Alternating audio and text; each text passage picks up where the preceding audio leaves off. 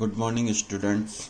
Now, start a new chapter, statics, chapter number 14.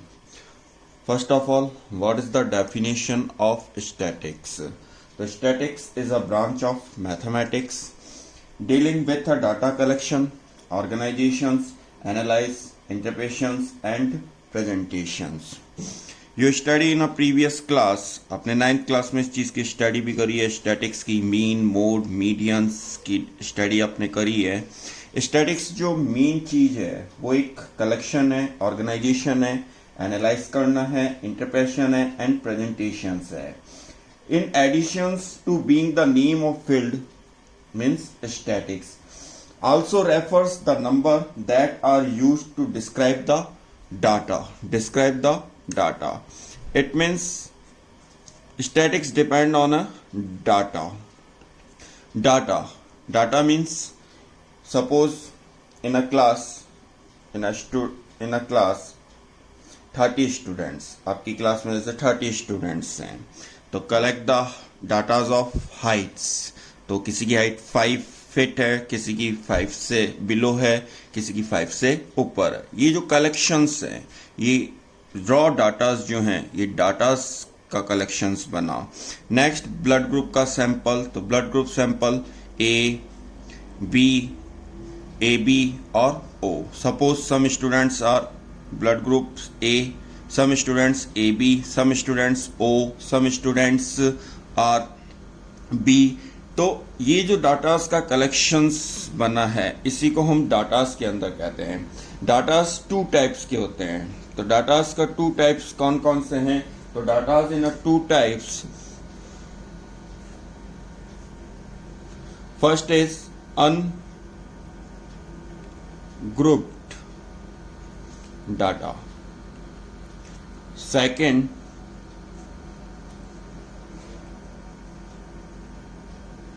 group data. First of all, we study in a ungrouped data. We study in a previous class ungrouped datas. Ungrouped datas means जो individuals datas हैं उनका जो collections हैं वो किसके अंदर आता है? ungrouped किसमें आता है? datas के अंदर आता है. ये जो डाटाज हैं इसकी जो ओरिजिनल फॉर्म होती है वो कौन सी फॉर्म में है? ये रॉ डाटाज. कौन सी फॉर्म में मिलते हैं हमको? रॉ डाटाज में मिलते हैं.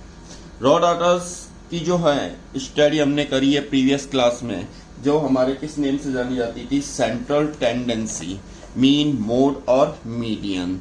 तो सबसे पहले हम बात करते हैं सेंट्रल टेंडेंसी.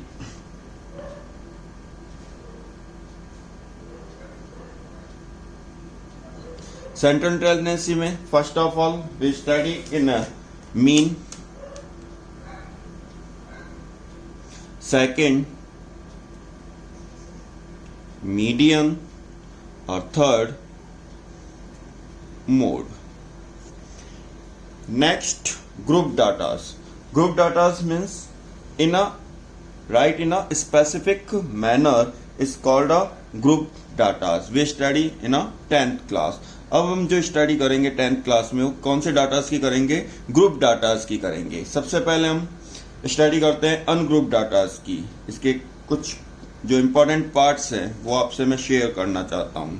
सबसे पहले बात है सेंट्रल टेंडेंसी. तो what is the mean of central tendency? Central tendency का मीन क्या है? कि in many real life situation it is helpful to describe the data by a single number that is most representative of the entire collection. Most represent for entire collections of number. Such a number is called a measure of central tendency. मैंने 3 parts बताए इसके, mean, median और mode. First of all mean. mean का means next जो mean का means है वो किससे लेते हैं हम? एवरेज से. किससे लेते हैं? एवरेज से. नेक्स्ट आता है मीडियन. मीडियन का means है middle number, value of middle number. Next है मोड. मोड का मीन्स है अक्योर मोस्ट फ्रिक्वेंटली, मीन्स जो मोस्ट फ्रिक्वेंसी है, फ्रिक्वेंट है कलेक्शंस का उसको हम किस में लेते हैं, मोड, और इसका सेकंड नेम क्या है, मॉडल। कौन सा नेम है इसका, मॉडल नेम है। ग्रुप डाटास का मीन्स है कि जैसे होल इंडिया है, इसमें कितने पीपल्स विलेज में रहते हैं, कितने पीपल्स सिटीज में रहते हैं, इन सबको हम एक डाटास जो कलेक्शंस बना कर देते हैं वो किसके अंदर आते हैं, ग्रुप डाटास में। और अनग्रुप डाटास जो हमारा एक इंडिविजुअल कलेक्शन होता है, एनालिसिस होता है, उसको हम किसके अंदर रखते हैं, अनग्रुप डाटास में। सबसे पहले हम अनग्रुप डाटास का एग्जांपल देखेंगे। Example ungroup datas, the marks obtained by the 30 student of class 10th of a certain school in mathematics paper consisting of 100 marks are given below. Find the mean of the marks obtained by the students. Marks are given for the students in a class. First 70, 20 marks, 10, 95, 36, ये out of 100 है, out of 100, 40, 56, 60, 70, 36, 50, 60, 40, 36, 50, 70, 72, 40, 50, 60, 80, 92, 60, 92, 60, 40, 56, 70, and again 96. Now, we can use the formula in a 9th class to mean denoted by x bar is equal to, first of all, sum of the observation upon number of observation. Sum of observation, तो first of all marks are given, तो sum of observation, तो 70 plus 20 plus 10 plus 95 dash dash dash dash plus, write down the last four number, तो 40 plus 56 plus 70 plus 92 upon number of observation. How many number of observation are given, 30, तो write down 30. Sum the all number, तो sum 1779 upon 30, x bar, तो x bar is equal to 59.3. x bar is equal to 59.3. This answer for the ungrouped datas. And second, we study in a 9th class, to arrange in a frequency table. So first of all, write down the x. Next, write down here f. F means frequency. X means marks. And next, f means frequency of the data. So frequency. How many students got a marks? So first of all, starting for the least number. So least number is here. Least number, first number is 10. So write down 10. Second least number is 20. So write down 20. Next, सबसे छोटा number फिर 36, फिर उससे बड़ा 36 के बाद 40, फिर next number is 50, next 56, next 60, next number is 70, then 72, then 80, then 88, then 92, then 95. Means marks given 10. How many students marks 10 come?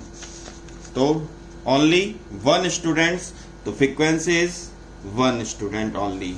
Next 20 marks. How many student got? So only one student. Write down 1. 36. How many student got? So 3 students. Next 40 marks. How many student? So 1, 2, 3 and 4. So how many students got? 4 students. Next 50 marks. So 50 marks. How many students got? So 1, 2 and 3. So how many students? 3 students. Next 60. 60. How many students got? So 1, 2, 3 and 4, तो 4 students. Next 70, how many students got? तो 4 students got. 72, only one number, तो 1 students. 80, only one. 82, how many students? 2 students. And 92, how many students? 3 students got. And 95, only 1. तो total of student, तो summation F, sum of total. तो total student 30. How many? 30 students. How many students? 30 students.